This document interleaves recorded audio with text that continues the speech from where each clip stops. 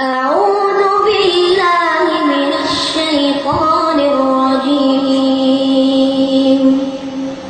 بسم الله الرحمن الرحيم. ياسين والقرآن الحكيم إنك لمن المرسلين على صراط مستقيم تنزيل العزيز الرحيم